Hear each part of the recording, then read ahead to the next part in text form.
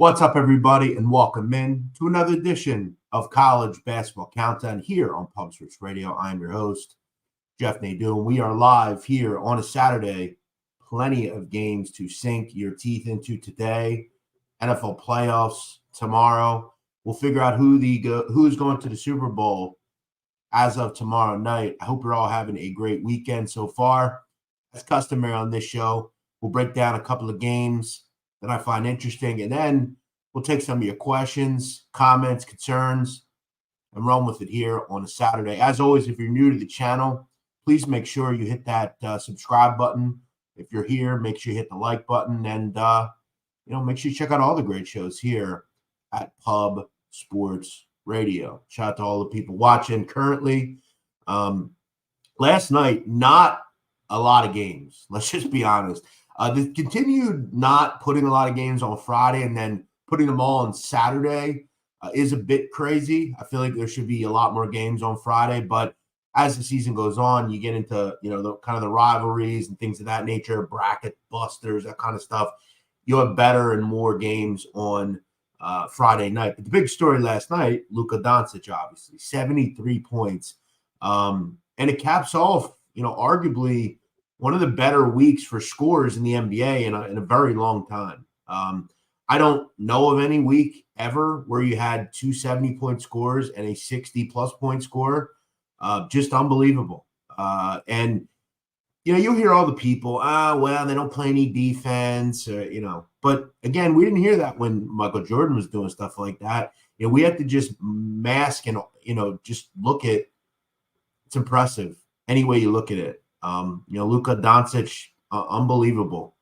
What I find interesting about it is the fact that Joel Embiid does it the same night Kobe Bryant did it back in 2006, where Kobe had 81. I remember I was a junior in high school that night.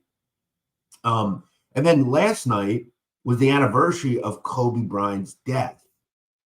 It all happened in the same week with these guys scoring the way they did. Pretty unbelievable.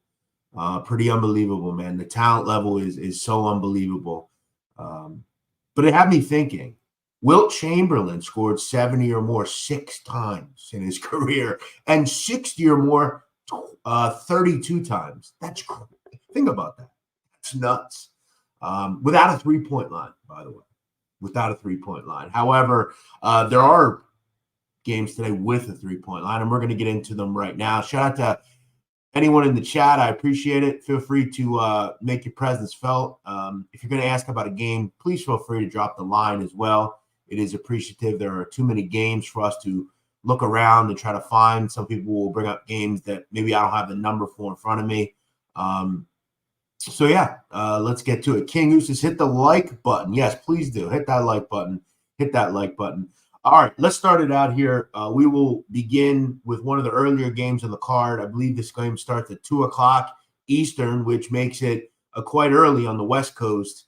This is in Provo, Utah, and it is BYU, the number 21 team in the country, which, judging by this weekend, they may not be ranked anymore. We'll see. They are hosting the Texas Longhorns and laying 7 points. I got to tell you, I think this line really speaks for itself, right? You look at Texas, have kind of been up and down, right? We've seen them look really good at times. Like last time out, they go on the road and beat a real good Oklahoma team in Lloyd Noble. But we've also seen this team, lose to West Virginia, in West Virginia. We saw them lose to UCF. Remember, Rodney Terry was unhappy with UCF using the horns down stuff. So this is a team that has had questionable performances, and they've had really good performances. I think it's them really just getting in to the swing of this rigor of the seasons. And look, they're healthy for the most part, though I do wonder on the injury part. Caden Shedrick only played 4 minutes against Oklahoma. He again gets injured. This is a guy who hasn't been able to stay healthy this year. He fell on his tailbone, it looked like. It was a pretty bad injury. We don't know what his status is, and that is concerning because he's one of their bigs. He's a guy who comes over from Virginia. He's a guy who rebounds at a high level. He's a guy that really does a lot of things at a high level. 102nd nationally in block percentage. He's their big. So without him on the road, early start against a team in BYU who is interesting, right? There again, you take the name out of the book where can they make hay offensively without hitting threes? This is another team very dependent on the three-point line. Didn't get it the other night against the Houston Cougars, and they lost that game at home. Didn't play terribly. I mean, had opportunities, but again, they didn't get Trevor Nell didn't play well. They're kind of high-level guys didn't play real well, and they ended up losing the game. That said, you're going to have a lot of opportunities in this game to shoot the three ball. This is not a good Texas three-point defense. The perimeter defense is lacking here. I would have to think for a Brigham Young team that didn't even shoot the ball at 30% the other night against Houston, it's probably not likely to happen again. I think this number really speaks for itself. You're throwing out a 7 with BYU, the new boys in the league. Texas, again, road stuff's difficult. This is the second straight road game. You come off a huge win. You got to go out to a place, elevation. And again, I don't bring elevation up much, but when you have a new team like BYU, right, which kind of throws an interesting travel thing into the ointment if you're Texas, that's concerning to me as well. Look, I think Texas is a solid team. I really like them long term, but without Shedrick probably today, with the fact that it is a second straight road game, you're coming off such a great performance against a team who just didn't play real well the other night against Houston, which, again, there's nothing wrong with that. Houston's really good. I think Brigham Young bounces back here. And history will tell us that they're just too good from three to shoot that poorly, and it's not likely to happen several days in a row. And guys, look, I mean, you look at BYU, okay? They were 28% against Cincinnati, lost. You look Houston, they were 29%, lost. You look at like the wins, though. Iowa State, they shot 13 for 35, above 37%. So like that's the difference. If they make the threes, they're good. If they don't, they don't. I'm gonna back it they do today. I'd lay the number here with BYU. I think this is a good little spot early on. Is it the best play on the board? No, but it is a fairly interesting spot, and I think it's a good one here. BYU should take the Horns down easily. I think it's you have to probably assume they're going to win by double digits. And for the Big 12, look, if this number was lower, you'd kind of think, okay, maybe this is another spot where Brigham Young struggles a little bit. But they're throwing out a 7, 7.5, and they're saying we expect a double-digit victory for BYU here, and they're going to make a bunch of threes. So this can be a tough way to back a team. But I'll tell you what, the threes are coming in tonight. Could be a big rolling victory for BYU, which I'm hoping for. All right, next one. And feel free to let me know what you think and what you like today. We'll get to all that in a second. Feel free, again, I'm not necessarily looking at the chat. I'm just kind of going through these games. So feel free to drop any game that you might want to look at. Feel free to drop the line with it. That'd be greatly appreciated.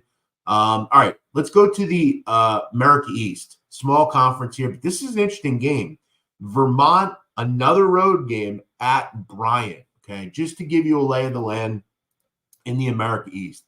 There are 3 teams you have to know about. Vermont, we know about them every year. Very well coached under John Becker. Have won this conference for many years in a row. The other 2 top teams are UMass Lowell, who Vermont just beat the other night in UMass Lowell, and Bryant, right, under Phil Martelli Jr. They had a coach, Jared Grosso. He was relieved of duties and moved on due to some off-the-court issues. And Phil Martelli Jr., the son of Phil Martelli, takes over.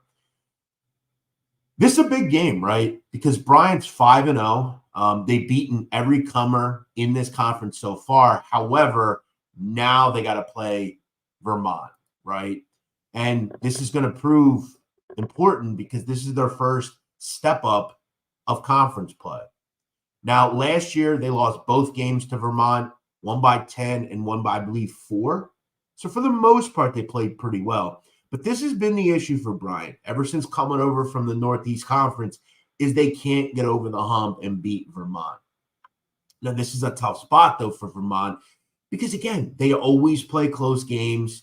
This is a second straight road game. They played in overtime against Lowell. This is tough. And this is a Bryant team that's going to wear you out, man. They want to go up and down. They want to play as fast as possible. And I think the thing that you have to really look at with Bryant and say, wow, they've been really good on offense all year. They haven't turned the ball over. They're going to force turnovers, and they've been good on defense. Now, I think one of my concerns defensively is the schedule and what they've played so far. They haven't exactly played Murderer's Row. But again, when you look at kind of schematics here, to me, this game screams over, if I'm being honest.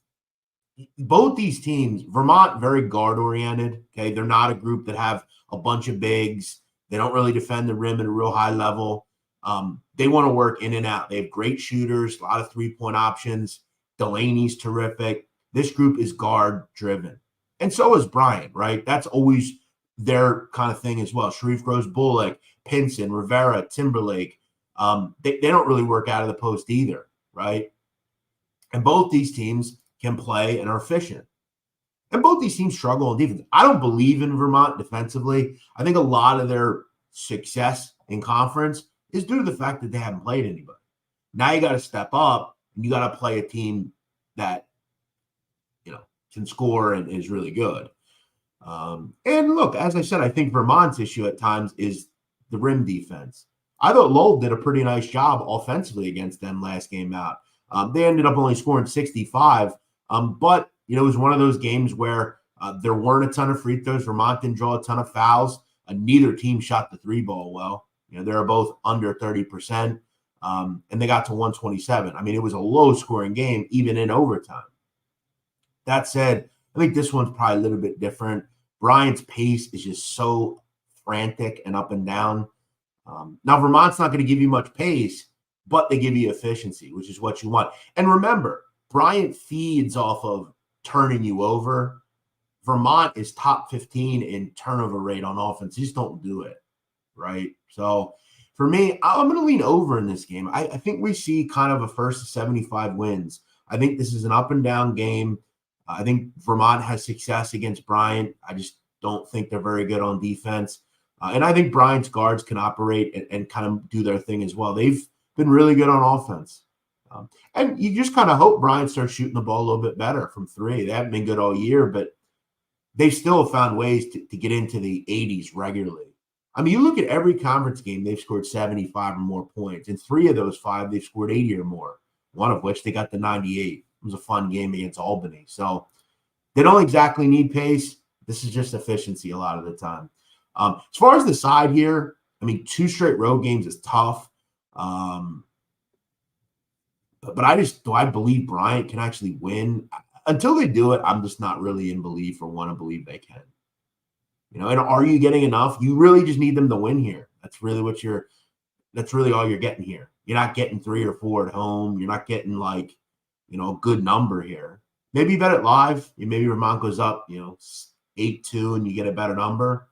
Matthew Swanson says, I really like Bryant in this spot. Yeah, I get it. I guess you're just hoping that they don't play well off of the two road games in a row. But I don't know, man. Vermont just is so hard to play against in these situations. And they've owned this conference for so long. You're kind of just saying, well, if you can beat them, beat them. And does Vermont have the ability to do that? Or Vermont have the ability to do that? I don't know. Until they do it, I'm not backing them. I feel like this is a higher scoring game, if anything. All right, next one. Auburn and Mississippi State. So what do we think of Auburn? Well, here's what I think of Auburn. I want to say I like Auburn, but then I kind of wonder, are they a Fugazi? I mean, you could kind of make that case, can't you? I mean, at any point, have you truly been impressed by anything Auburn's done? They've beaten the teams they should beat in the SEC, but it seems like any time they step up and play either a tough spot on the road or just a good team, they falter. Faltered against Baylor, faltered against Alabama. Beat the teams they should. Arkansas, beat A&M, beat LSU, gave up 78 in that game. They beat up Vandy and beat up Ole Miss. All teams that they're better than. Again, another road game in a row, 2 straight road games. And I'm going to tell you something. I backed Mississippi State before. I had them against Tennessee a couple of weeks ago. They beat that team. I really like Mississippi State here. How can you not? Mississippi State's fully healthy. Tolu Smith is playing out of his mind. However, when you look at some of the issues this group's had, it's all come away from home. And I don't really care to look at recently, just because most of their games have been on the road. You look at home, they've been pretty damn good. The only loss was to Alabama. That's a top 5 or 10 team. Mississippi State's going to throw guys at you. They can go real deep. Smith is terrific. And defensively, they a lot of the time can really, really pester you. Right? You look at, they're going to take away the 3-point line, kind of fester everything in. Here's the issue, man. And I'm just going to talk about it. Mississippi State is really a positive spot here. But the one concern, this team's shooting under 60% from the free throw line in conference. And that's why this game didn't get to kind of the status of this is a banger and you got to play it. This number was a 3.5, come to 3, then a 2.5. Sharp money on Mississippi State here. This is hard to do, man. You go play Alabama and lose. That game is hard fought. You miss some free throws at the end. Disappointing. Now you got to get right back at it and go against a really tough and well-coached Chris Jans Mississippi State team, who is really good at home.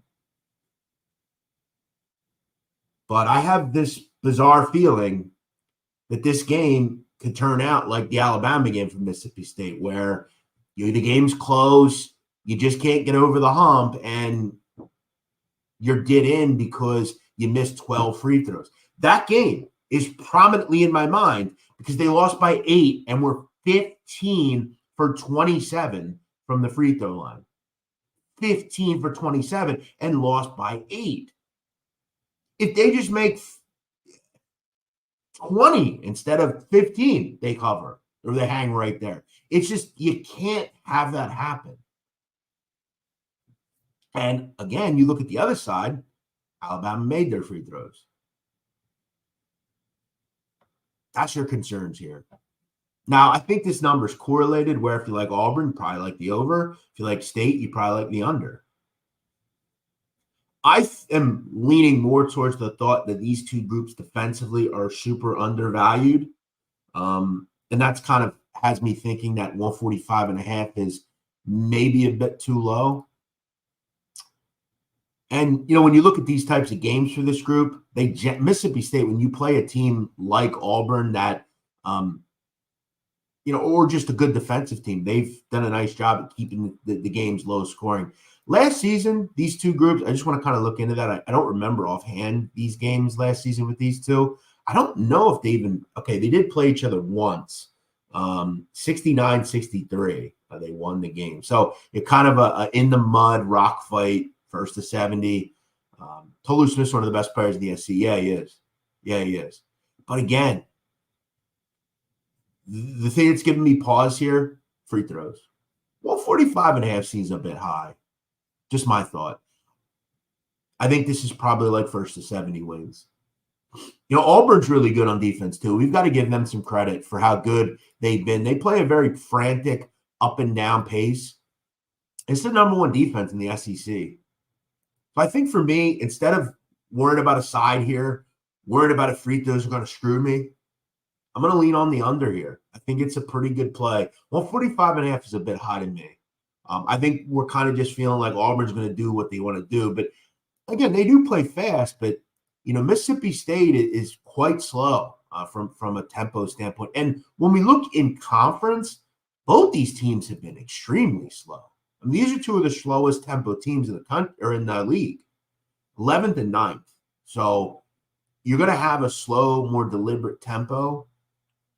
I think the under's a good play here. All right, Billy Briz says, I don't blame you. I couldn't get to the window, Mississippi State. I want to bet them, but they're sketchy. Yeah, it's the free throws percentage. You just can't bet it. It is too. It's just too. It's like something that sticks out. You just can't get past it. It's like when you meet a girl and like you just see something that only you see, and it's like I can't get past it. You feel me? Or maybe some of you don't feel me, but you know what I mean? Can't get past it. It's like a steak that's too well done. I can't get past it. I can't. So I got to go elsewhere. I got to get something else. I got to get the crab cakes. Sorry. So yeah, that's where I'm at with that game. Under. Here we have what's this guy's name checking in here? Chris UCME. Talking about Plymouth lost right now. Leeds might need to get us there alone. I'm not watching it. I just generally put these games in and see what happens. It is what it is. I mean, Atalanta's rolling, so you're not going to win every game. It is what it is. Actually, Atalanta did win, so that's a winner. Interesting you didn't bring that up, but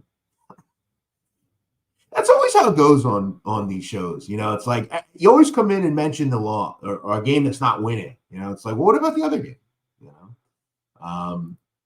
Let's hope the other games win. Barrow and Notts County's 1-1. Just need another goal there, and we're golden. So, listen, if I end up 2-1, listen, I'm very happy with the soccer I've been able to do. I think it's been helping people. So, all right, let's move to the next game here. Craig Wood says it's like being a fan of Patrick Mahomes, but knowing his brother and wife are super annoying. Yeah, listen, I'm not a fan of her personally. I mean, the kid's obviously annoying, but I'm never going to talk about the man's wife as far as what he sees in her. That's his business. Anybody that talks about someone's wife in a negative way, I think is kind of out of line. I don't know. I may not see it, but he does, obviously. But I hear you. She's not exactly she doesn't exactly seem to be someone I'd want to be around. But then again, not a lot of people want to be around me. So who am I? Who am I to say anything? We'll get there, Chris UCME. Let's see how it all plays out. It's only halftime. Okay, look at this shit show. Holy hell. DePaul and Creighton. What could they do want to cook up with this game? Well, it's funny you ask. Tony Stubblefield was fired after the Providence game, a game in which DePaul gave up 100 points. They lost 162. They lost by 38 in a conference game. That had come on the heels of regularly losing games by 25 plus. However, they have fired Tony Stubblefield, and guess what? They're actually playing better. You look at the last two games. Lost by 14 to Butler and only lost by 13 to Marquette. What are we saying here? What's Nadu telling you? Is DePaul rejuvenated? I think they are. We're getting a lot of points here, and we're still lining DePaul like Tony Stubblefield's still the coach. He's not.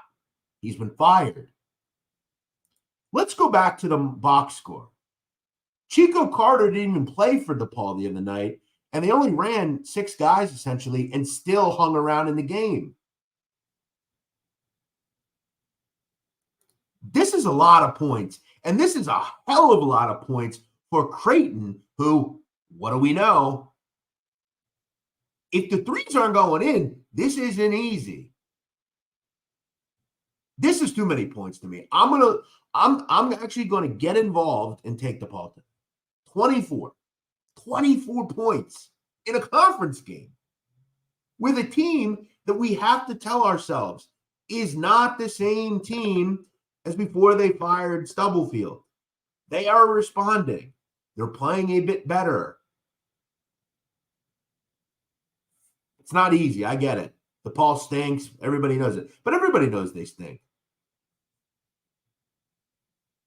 But this is the number where we're still lining them as if Stubblefield's the coach. They have played better since they got rid of Stubblefield. Just saying. I know it's hard, but are you that impressed by Creighton? Creighton beaten by 14 and 15 last year. Those are the games. I'm gonna hold my nose and grab the points here. It's a lot of points in a conference game, nonetheless. You also look at Creighton, right? They went to Seton Hall, played a 3 OT game, came right back at home Tuesday and played Xavier, 85-78. Didn't look like world beaters there. Now they got DePaul today. So in the last 7 days, this is 3 games. So an extra game, plus you played 15 extra minutes on top of it.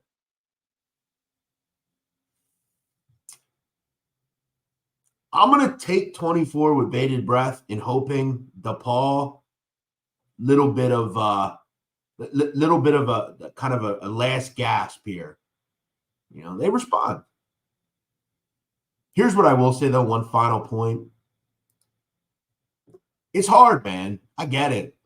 There's not a lot to love about DePaul, but I'm just going off the firing their coach. And they have played a little bit better. Maybe they got some confidence. Chico Carter, it'd be nice to see you play today. Give us a little extra there. But it's hard to beat a team by 25 plus, even for Creighton when, you're playing really subpar competition. So we'll see. Hopefully the threes aren't falling today for Creighton. All right. Final game, Ole Miss and A&M. Ole Miss, who's been pretty solid, right? Chris Beard's group, they kind of surprised a lot of people. Started out 13-0, and here we are, 16-3. Played pretty well. Lost to the teams they probably should. Got beat up by Tennessee. Got beat up by LSU, and got beat up by Auburn. So what are we seeing here? When they lose, it's generally by a lot. That's something I've noticed. This is another number to me that speaks for itself. I'm going to lay it here with A&M. And for me, I kind of said, look, it was great they went 13-0, but I thought they were a little bit of a fraud. Now, A&M is a team that we don't kind of regard as one of the top teams, but I think if you really watch this team, this is a really solid team, man. I mean, A&M is pretty good on defense. I think you got to give them credit there. Offensively, I think they have one of the better players in the country, Wade Taylor. And we've seen when they have their full complement of people, they are really, really good. Henry Coleman played the other night, which is great. That's important. He hadn't played the last couple of nights. They're back fully healthy today, which is big. And this is really important. I watched A&M against Arkansas. They went down, I want to say it was like 31-8 or something. Arkansas just came out like gangbusters. But how they got back into the game and ended up taking the lead? Offensive rebounds. This is a lethal offensive rebounding team. They are just unbelievable on the glass. And one of the issues Ole Miss has, this is one of the worst defensive rebounding teams in the country. They are lost on the glass. And that is really concerning in this game because I've always told myself, if A&M play a team who can't rebound the basketball, they are going to beat them up. And that's kind of been the issue. I want to explain something, guys. Mississippi, who I just said can't rebound. They got beat up by Tennessee, lost by 26. Listen to this. Tennessee had 19 offensive rebounds. 19. They got rolled. LSU, 10 offensive rebounds. And a lot of the time when you offensive rebound, that leads to points. Auburn, 10 offensive rebounds. Won the battle there again. This is a concern. Throw in the fact that you're on the road. You've showed time and time again you cannot beat good competition in this conference. And A&M is just kind of sitting there saying, okay, our full complement of players are back. we're in a spot we're very good in. We've won our last 2 games. We've won 3 of the last 4. We probably should have won the game against Arkansas if not for a, Tremont Mark game winner after being down by 20 plus. A&M is good, man. They're solid. I like this team. They have a big advantage on the glass. On Andrew G says simulator 7866. Yeah, seems about right here. I agree with the simulation. I don't know if it'll be the exact score, but hey, if you call that, let me tell you, Andrew, if you call that, I'll put one out for Andrew right now. If Andrew calls the score exactly, he can email me to sitdown777@gmail.com. I will cash up him $50 if that happens. That's how confident. Getting a score right is difficult. We'll see how good the simulator is. That said, I agree with his opinion. I think Texas A&M wins and covers. So those are your 5 thoughts that I have kind of early here. Bill Cassis says, if you're right, I would suggest taking DePaul plus 50. I'm not taking nothing alternate. I'm just going to grab the big boatload of points and just see what happens. Because let's be real, we're not exactly betting into something that is going to be easy. Here's what I asked for. If you have a game you want me to talk about, please drop it right now in the chat. Feel free to drop the line with it as well, and we'll get to it. DC Capper says, Jeff, if someone gave you 2 500 free bets, what 2 games do you take? Holy hell, you're putting me on the spot here. Okay, well, by the plays that I just told you, the 2 favorites that I have would be A&M and Mississippi State Auburn under. Those would be my 2 as far as those games are concerned. I want to, as we get into some of the games today, I want to talk about K-State Houston. This game starts at the top of the hour at noon Eastern. Guys, I'm kind of at the point with K-State where I'm being a little too stubborn, I think. But 15? It's a lot of points, man. I liked them the other night against Iowa State. I thought I got really unlucky there. Down 2 with 2.5 to go, and they lose by 11. Probably shouldn't have. And when you look at Iowa State, I mean, them and Houston are very similar. This is a K-State team that has played close games every game. I think they're undervalued, man. But here's my concern, man. The issue that K-State has is they turn the ball over too much. That's the major problem I have here. Other night, 16 turnovers, bad technical foul late. And I love Houston. I really do. This is a lean. I'm going to bet it small. I'm going to grab K-State. And again, if they have 19 turnovers here, I'm done. I'm done with them. I won't bet them again. But I just can't be that guy. I'm not going to be the guy that thinks that just one game is going to make me feel different about a team. Because when you look at Kansas State, long term, they have been really impressive all season. All their losses are to solid competition. It's a small play for me. I'm just worried. Houston is really good at turning you over, man. And for K-State, they've had some bad luck. I mean, Naquan Tomlin ends up going somewhere else. Quest Glover's been in and out. It's been rough. So I feel bad for them, but, you got another opportunity here. They went right to Houston after the game the other night. Again, that was a bad beat. Yeah, you're getting 8. They are down 2. They lose by 11. That's rough. All right. Justin McAvee says stacks play of the day is Oklahoma -3.5. Well, listen, they're off a loss. They're at home. Yeah, I don't hate it. That's a good team, Oklahoma. Again, I don't think you can knock just one game. Texas Tech though is I think really the team in this conference that we don't really talk much about, but really good, man. Real good. I think the under has some value here. anytime Grant McCaslin plays, I'm going to lean under. They have been really solid offensively, but not world beaters. Same goes for Oklahoma. I think as we kind of get to tougher and tougher competition, these games kind of shorten. We figure this game's going to be close. And I'll tell you another thing. What I've noticed about Oklahoma is they're playing a lot slower in conference. This is another game that kind of profiles a lot like Auburn, Mississippi State a little bit, where you have two pretty good defenses, two teams that are going to slow it up. I like the under a little bit. But good luck with your play, Justin. All right, Billy Briz says Belmont. They're 7-1 straight up at home, 5-game losing streak, playing the worst team in the Missouri Valley. Yeah, look, but you know what? I think the issue with Belmont is you've kind of laid it out. I mean, they haven't played well. I mean, they lost the other night to a bad Illinois State team that they have no business losing to.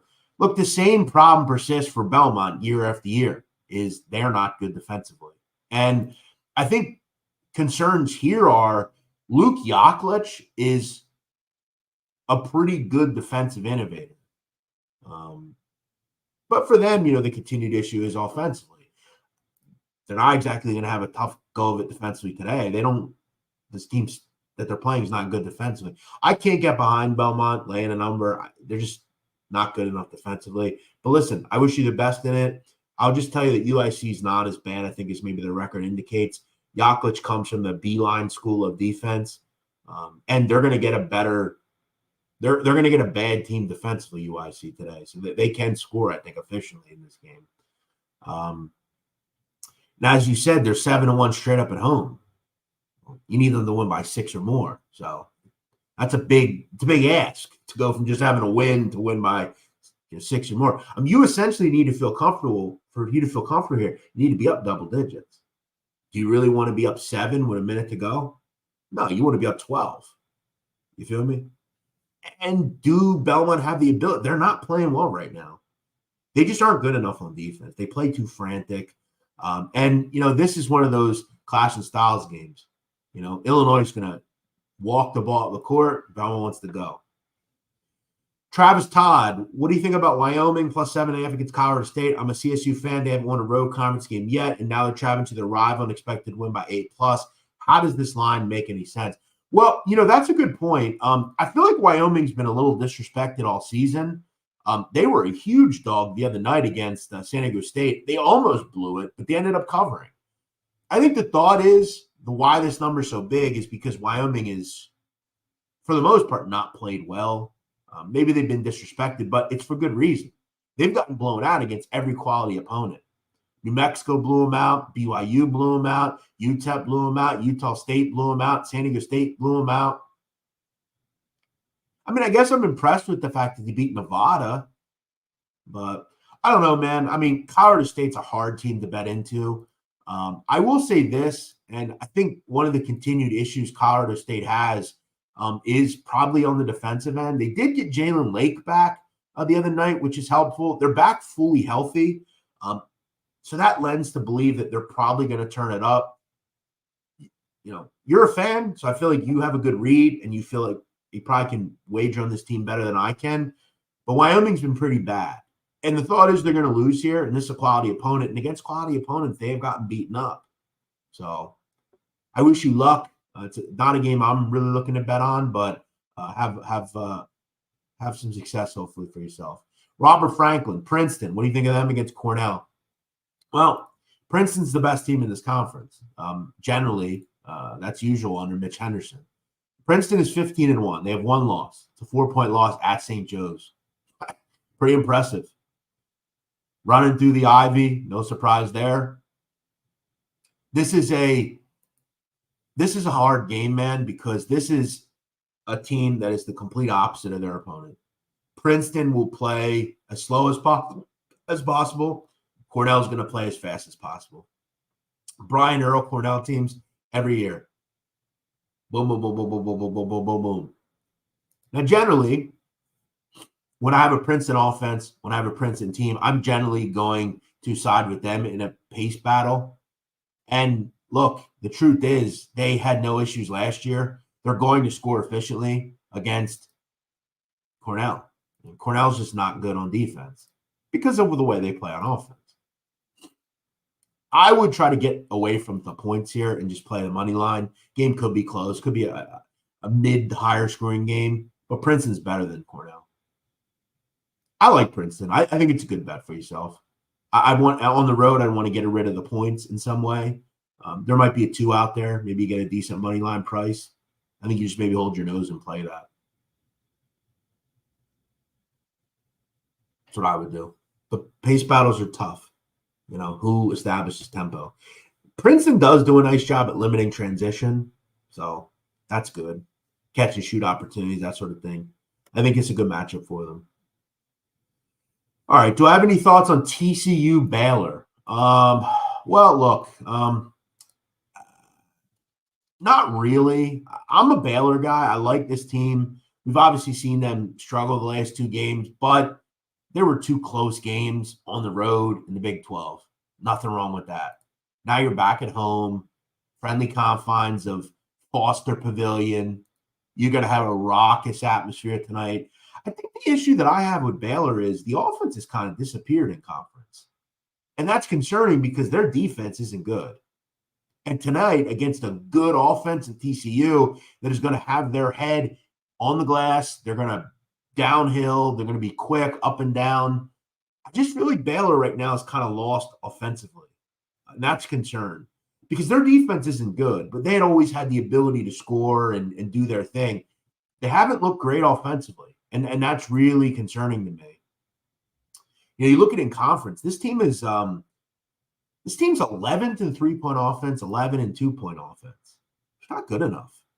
They need to flip into gear here. I think if they do just modicumly, this game goes over the number. This should be an up and down game. You just hope Baylor bounces back, and this seems like a good spot to do it in. And maybe I'm being a little hard. I mean, this is a hard conference, man, to play against. But offensively, they've at times looked poor. And why is that? Well, because you're not going to shoot 43% like you had shot for a while. Notice all of a sudden, as they got into conference, they're at like 30%. So it's been a massive drop offensively, which lends to me that they're shooting way too many threes, and now they're not going in. And that's the problem. So, yeah, I lean over in that game. I feel like they'll probably have a better performance tonight offensively, and we know TCU will too. Howard and Morgan State. I mean, look, I think Howard's one of the better teams in the MEAC conference. That said, their awful loss last Saturday to Norfolk, probably the best team in the conference.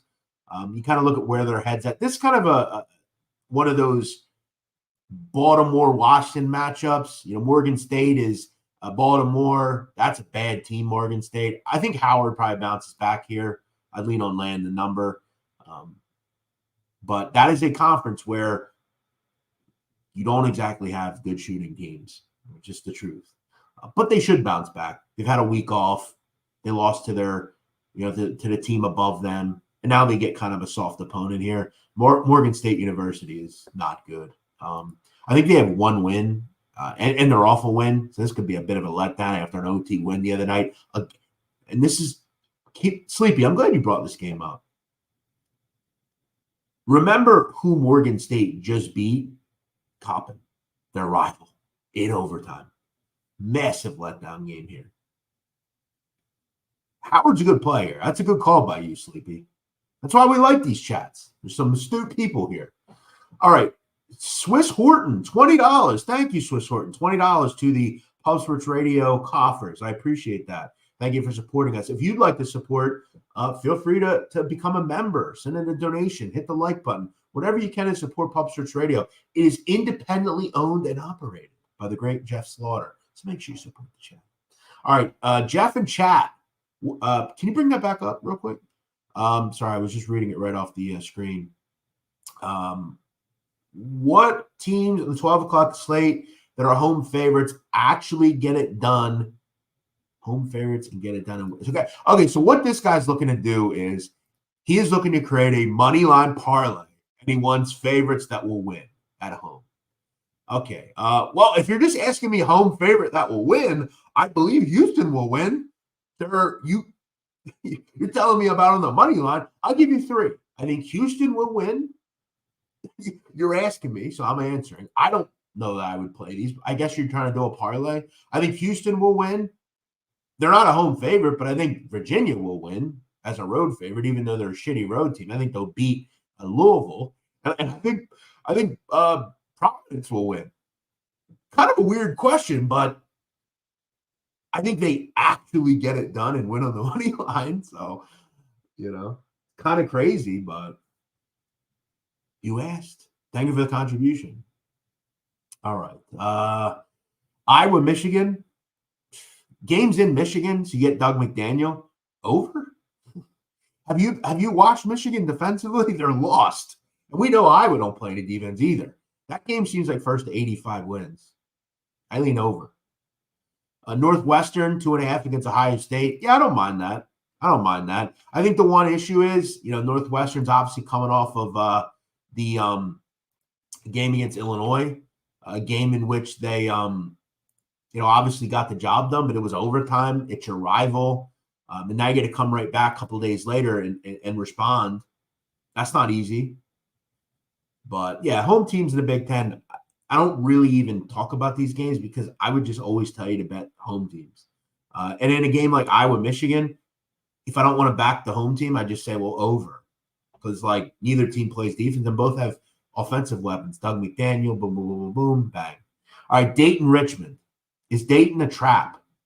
Yeah, I do. I think they're a trap. I think this is trappy. It struck me as trappy.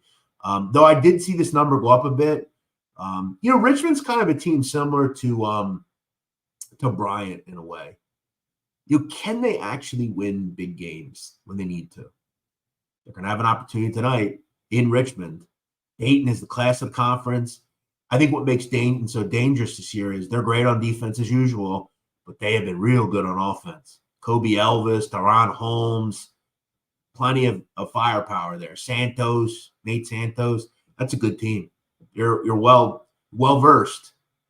Do I think they're a Sweet 16 team? Sure. Tonight, though, this seemed a little trappy to me. I think it's your typical A-10 game. First of 70 wins. It's like 73, 71 or something. You're going to need a big game out of Richmond. A big game. And just over the years, they just aren't sure. I'm not sure they can provide that. All right. Butler, Nova. It's number open. Pick 'em. It's up to 1.5. Butler at home looks very appetizing here. Defensively, they've been better.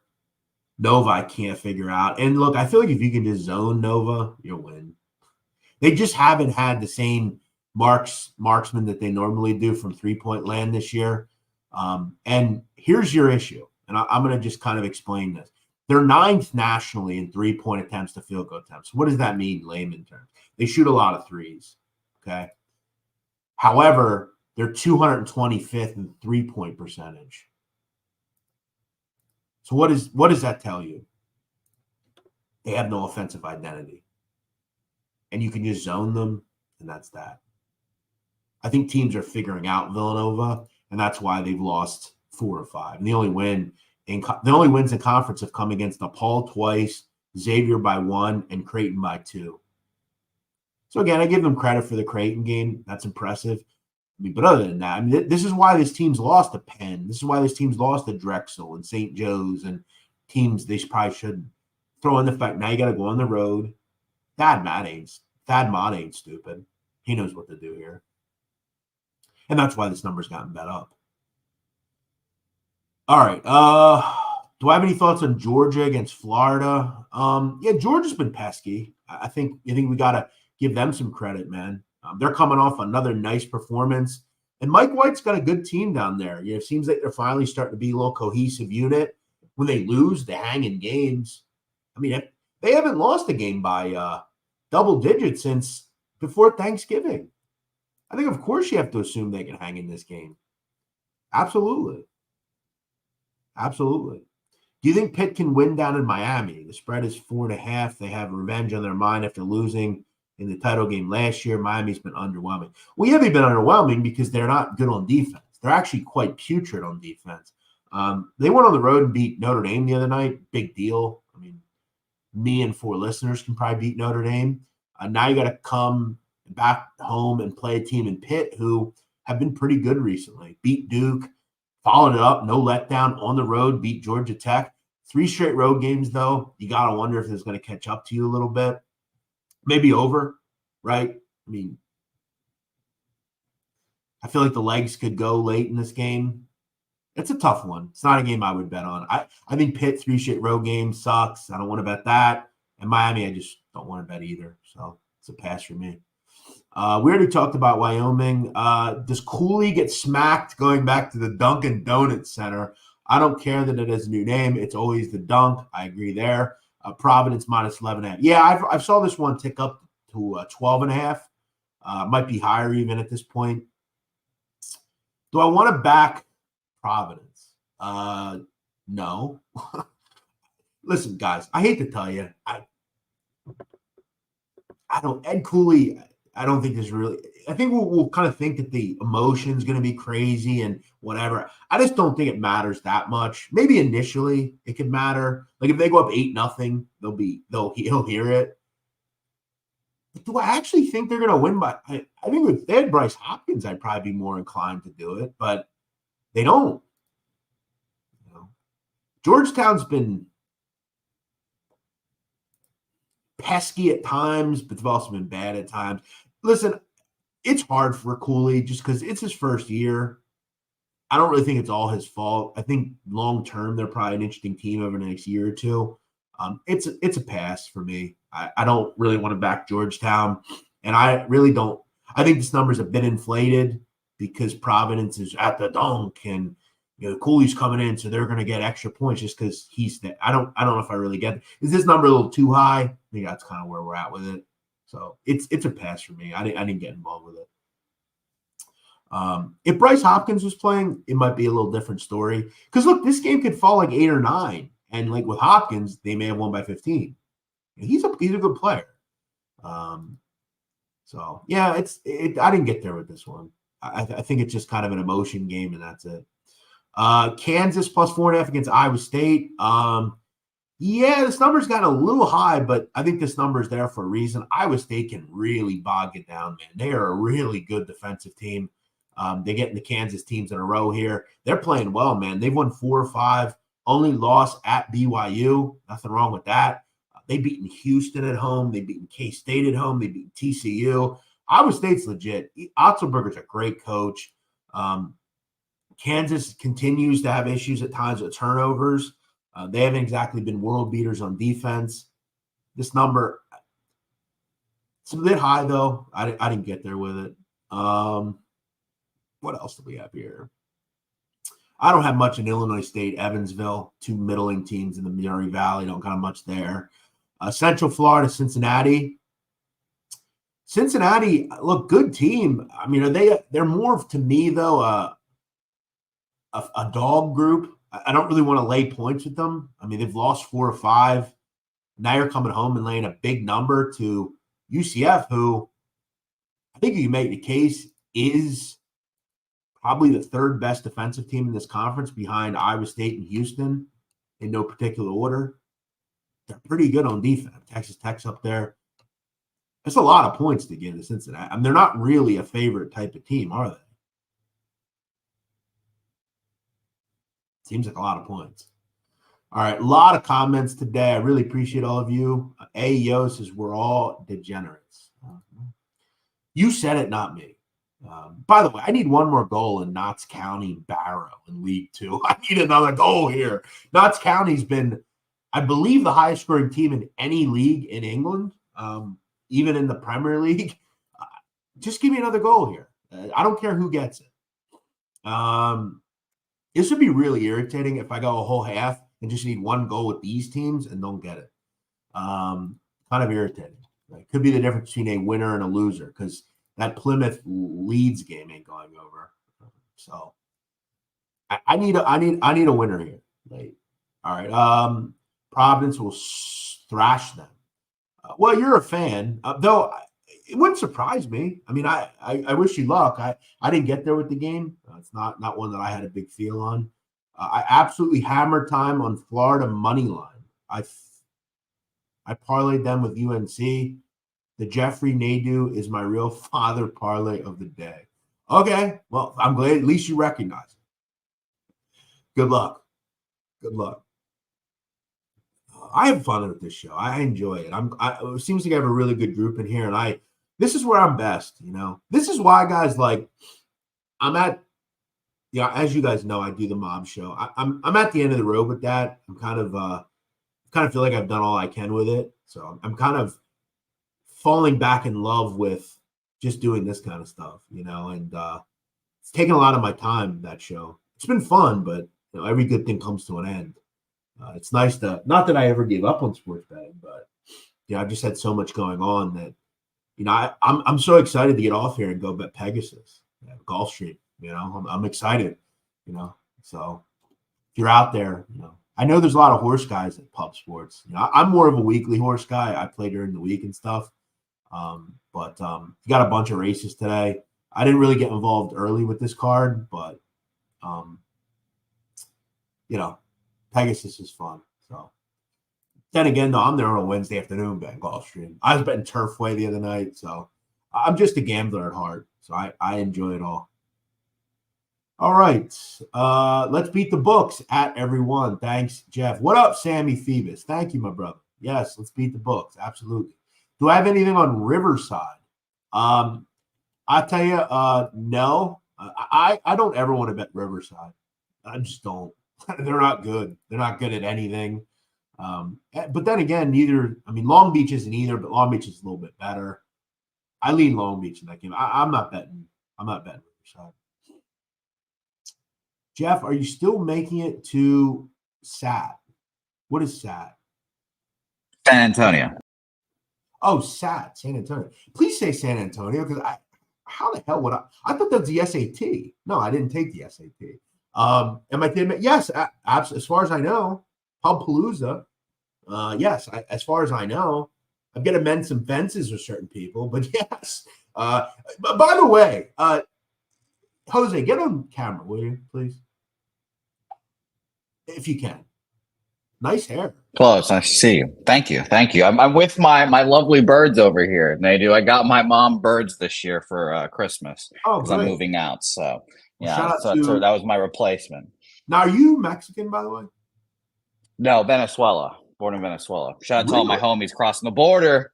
Yeah, you might want to get over, guys. I believe in y'all. You might want to stay out of Venezuela. Just my opinion. I'm getting kidnapped immediately if I go there. Immediately. That said, I need you to be a peace talk guy here. Me and Jimmy the Bag have not been cool for a long time. You know that, right? I've heard. Yeah, I've heard. I can try to help mend some faces. Not sure why. It could be me. It probably was me. I've been an arrogant guy for a long time. That said, we're all different people now. So I can't get to him. He blocked me, so I don't know what to do. So maybe we can't just get on a talking basis. Sure. I'll start the peace talks. I'll extend the olive branch and see. We can make a peace talk from there. Yeah, I have a lot of peace. I like it. It'll be fun. It'll be like the Geneva Convention, basically. Yeah. Well, I'd like to get it done before then, if we can. And listen, I'm not saying we need to go out and have play golf together. But sure. But again, you grow up. I've been doing this a long time, so you have fences you have to mend. And there are some people that'll just be like, "Oh, you fuck you," whatever. But so be it. As long as I can get the important. Yeah, no. I got you. No problem. Done. Oh, all right. Thank you. All right. So let's. I guess we'll kind of finish it up here. No, you didn't all block me. You did, but you're here. Notice. You're always here, Nasty Nate. Interesting. You're always here. So thank you for watching, my man. You are an important part, an integral part of Pub Sports Radio, even though you don't like me. Thank you for watching. All right. Jeff, it was definitely me. Yeah, I'm sure it was. I'm to blame for everything. I'm to blame. I just accept that at this point. I am to blame always. Always. And I will take it nowadays. I just want to mend a few fences. My dad would have won that. That's how I look at it. Lucky, my man. What's good, Lucky? How you doing, my boy? Shout out to North Philadelphia in the building. Cleveland Street, stand the fuck up. I love Lucky, my man. Grats and Dolphins, stand the fuck up. All right, JTB is my guy, period. Shout out to you. All right. I think it's time to wrap this thing up. I wish you guys all luck today in your games. I hope you all enjoy the hoops. NFL tomorrow, tough games. I like over Baltimore and or not Baltimore, San Francisco and Detroit. Two teams that have plenty of playmakers. We all know that. Weather's going to be good. Two good quarterbacks. Two defenses, one of which I do not trust in the Detroit Lions. That said, I think Detroit, with all their playmakers, can move the ball as well. Two really good red zone offenses. I think we see touchdowns, not field goals. I think this is an up and down game. I like the over. I think it's 34-24, something like that, 31-26, something like that. I'm going to lean over the total. MM says, get that clown off the screen. What the hell's your issue, MM? Are you talking about our friend Jose? Don't talk about our producer that way, you scumbag. Who the hell are you? We stick up for our friends around here. What's your beef with him, Jose? Do you have a beef with him? I don't know. This is the first time I'm seeing him. So shout out to MM. I got a good laugh out of that. That was good. No. I got a feeling I know what he's talking about. You made a comment to all your friends from Venezuela coming in. I'm guessing he is a certain color and he doesn't agree with you. Yeah. Listen, well, the more of us, the better, MM. So sucks. Here's what I'll say. Here's the thing we can all agree on. I don't think any of us want dangerous people just coming in. I think we all agree, just do it legally. That's one thing I agree on. As Jose's alluding to, Venezuela is an awful hellscape and is a terrible place, and people are just trying to leave there to make it. Most people. We can be clouded, and I'm seemingly figuring out, you seem to be a little clouded by what you probably think you hear. I'm not telling you it's not an issue. We just need to do it, I think, a little bit more uniformed. I can agree with you there, That said, don't call him a clown because he doesn't agree with you. It's not wrong. Shout out to you, Yes, but thank you for watching, Appreciate you.